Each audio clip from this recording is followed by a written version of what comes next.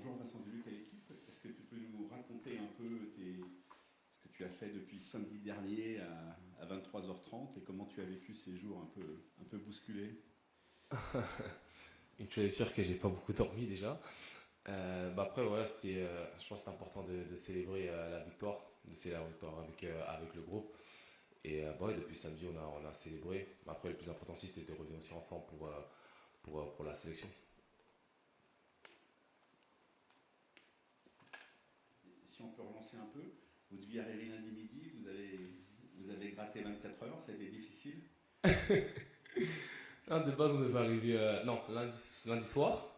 Après il y a Aurel qui a eu une discussion avec le coach et il a accepté de nous laisser jusqu'à mardi. Et pour finir avec la séquence, tu as été surpris d'entrer en jeu hier soir ou pas par rapport à tout ça? Franchement, non, j'ai pas été surpris. C'est juste que de base, le coach était venu me voir. Il savait pas s'il allait me faire rentrer ou quoi. Après, je suis parti m'échauffer et je me suis dit, j'allais pas m'échauffer pour rien. Du coup, j'ai pris le micro de Cyril, le prépare, et je lui ai demandé si je pouvais rentrer. Du coup, il a accepté. Et voilà, je voulais quand même rentrer pour pas m'échauffer pour rien, quoi. Et j'étais très content d'être rentré.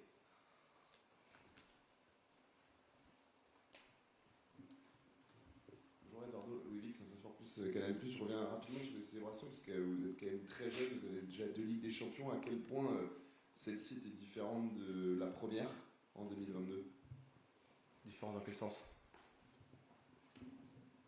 en termes de jeu déjà pour vous sur le terrain, parce que vous avez un peu plus joué dans un rôle un peu différent.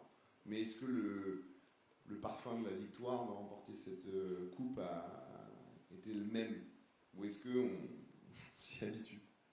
Non, je dirais pas qu'on s'y habitue, c'est quand même ma deuxième, on a quand même dans l'équipe qu'on en gagné 6. Après, c'est sûr que c'est une saveur différente, parce que la première, c'est toujours on va dire une meilleure saveur. Mais voilà, comme je l'ai dit, le plus important quand on est ici au Real Madrid, c'est de gagner des titres. Et ça fait toujours plaisir de gagner des titres. Donc le sentiment, il reste le même, même si la première est toujours différente. Bonjour Eduardo, Denis Ménestrier pour Le Monde.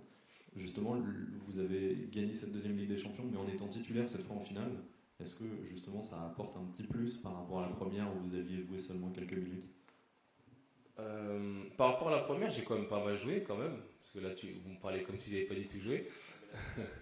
Oui, c'est sûr que j'ai joué en finale, j'étais sûr que c'est, comme je dis, c'est différent. Mais la première aussi, de par aussi le parcours qu'on a fait aussi, c'était un parcours assez similaire mais qui reste différent. Mais le fait d'avoir gagné ma première Ligue des Champions, c'est quand même, comme je l'ai dit, c'est une saveur différente. Après, c'est sûr que la deuxième finale, la deuxième Ligue des Champions, je l'ai gagnée en tant que titulaire. Je dirais comme c'est quand même une saveur différente. La première était, on va dire mieux, mais le fait d'avoir été titulaire, c'est sûr que ça fait encore plus plaisir. Bonjour Eduardo, Lucas Blanchard pour la chaîne L'équipe en haut à côté des caméras, juste là. Coucou. Tu fais deux choses en même temps. Eh oui, c'est fort.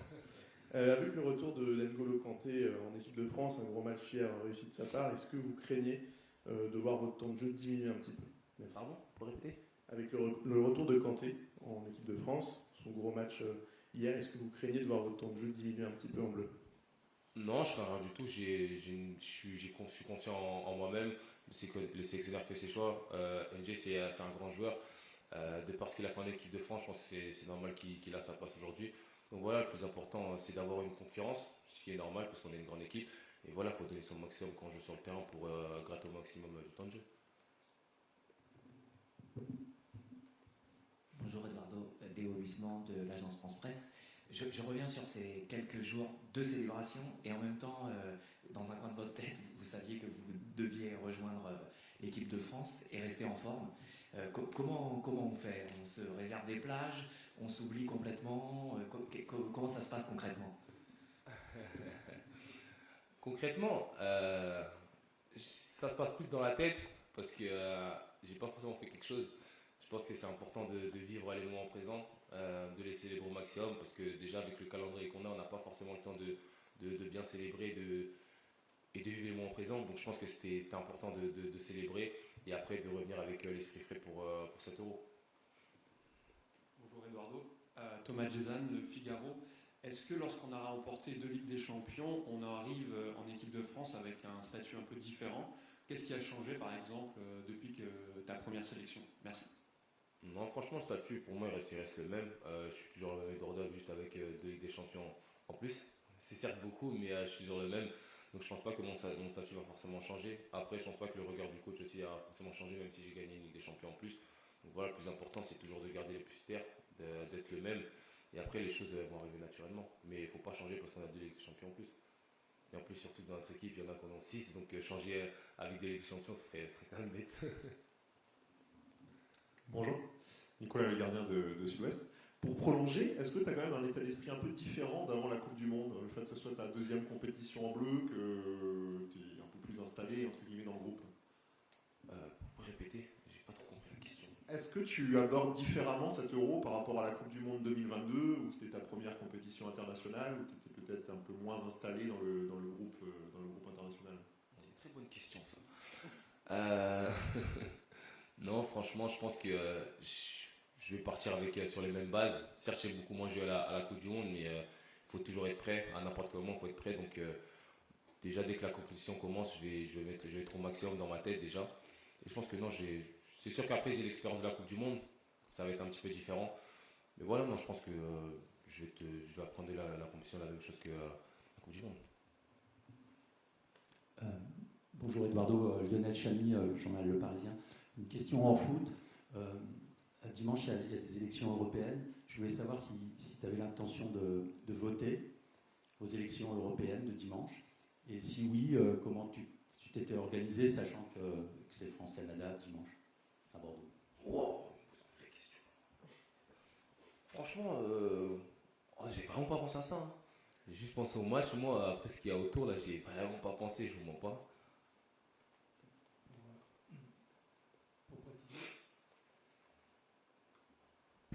Pour préciser, pour répondre à la question,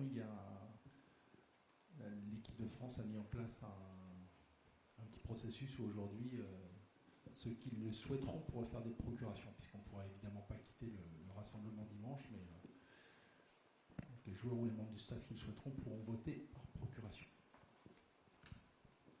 Que je vais voir après pour voter du coup.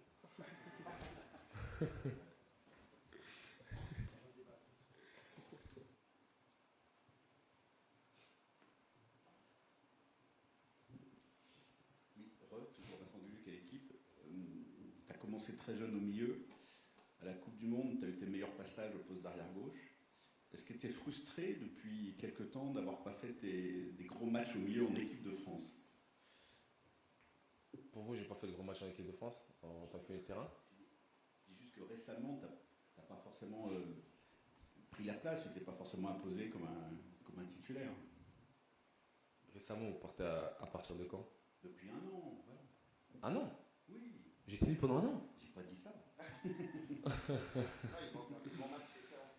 Non, j'ai pas été forcément. Non, je suis pas frustré. Je pense que si je suis là devant vous, c'est que j'ai forcément des qualités au milieu de terrain. Après, ce que vous n'avez pas vu, ça c'est vous. Non, mais visiblement, on n'est pas le sélectionneur.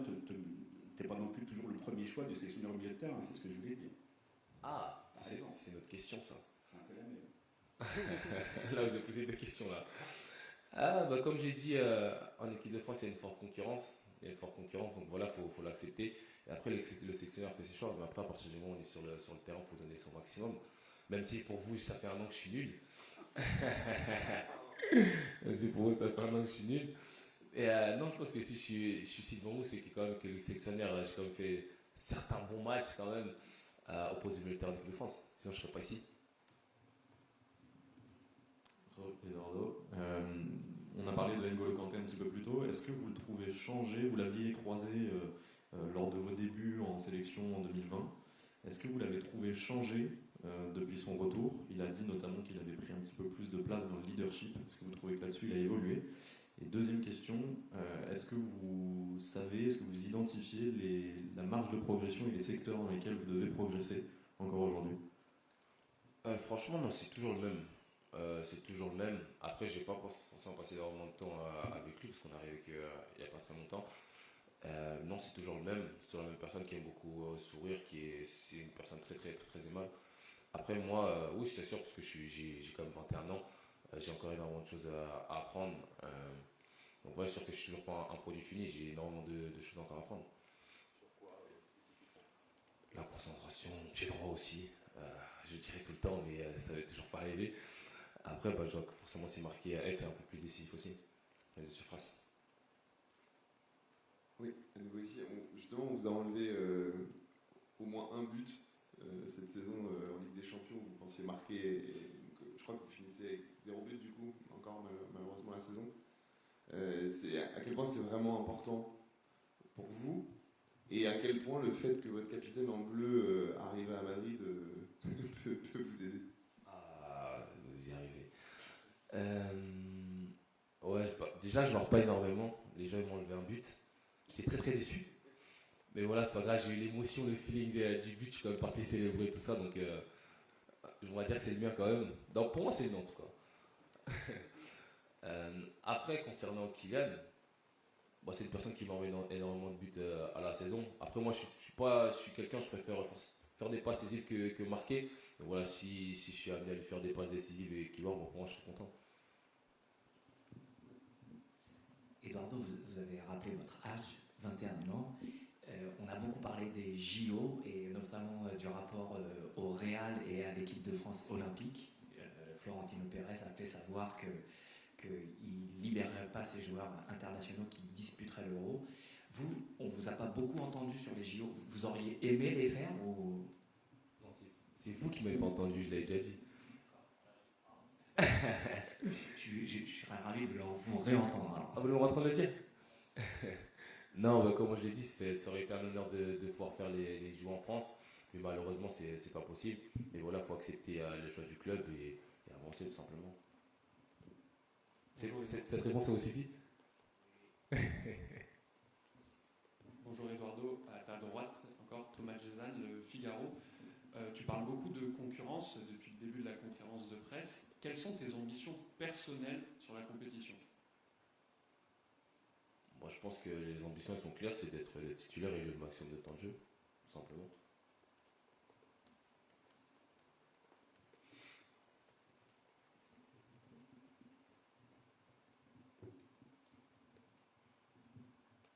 Bonjour Eduardo, Edgar Bourlot pour RMC Sport. Tu as salué l'arrivée de Kylian sur les réseaux sociaux. Comment tu l'as trouvé ces derniers jours? Souriant, j'imagine que tu as discuté avec lui aussi? Non, comme d'habitude, c'était une personne, c'est toujours le même. Il n'a pas changé. Donc j'ai rien de plus à dire sur ça.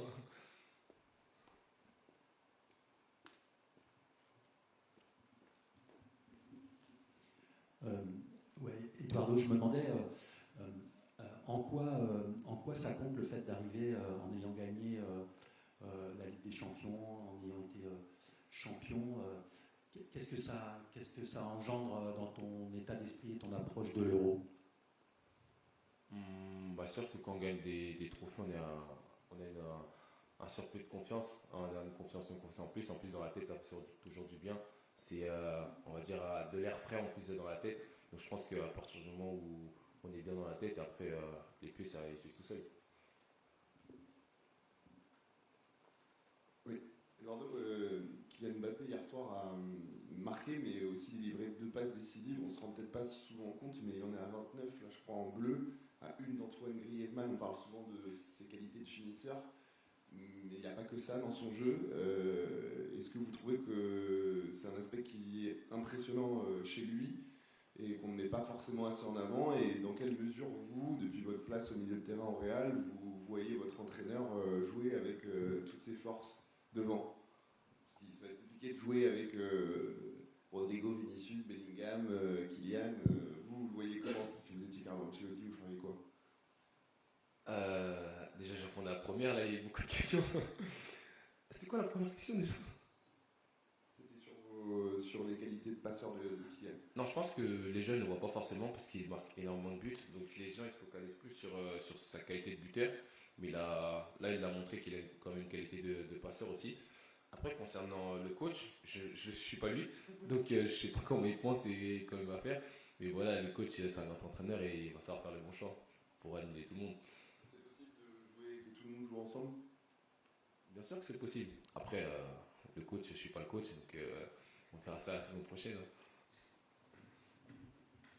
Bonjour. Je je prolonge ma question de tout à l'heure. Qu'est-ce que tu retiens, toi, justement, de la Coupe du Monde? Quel moment fort tu retiens? Qu'est-ce que tu retiens de ce qu'il faut faire, pas faire? Parce que c'est un peu différent de ce que vous connaissez en club, quand même, au quotidien. Non, je pense que la notion de groupe, comme le dit le coach, je pense que c'est quelque chose d'important, de primordial. Après, on arrive au bout. Et voilà, après, voilà, on a perdu au tir au but. Voilà, c'est la vie, mais je pense qu'il faudra être un peu plus tueur, parce que face à l'Argentine, on n'a pas forcément été. Et je pense qu'au niveau, ça cache.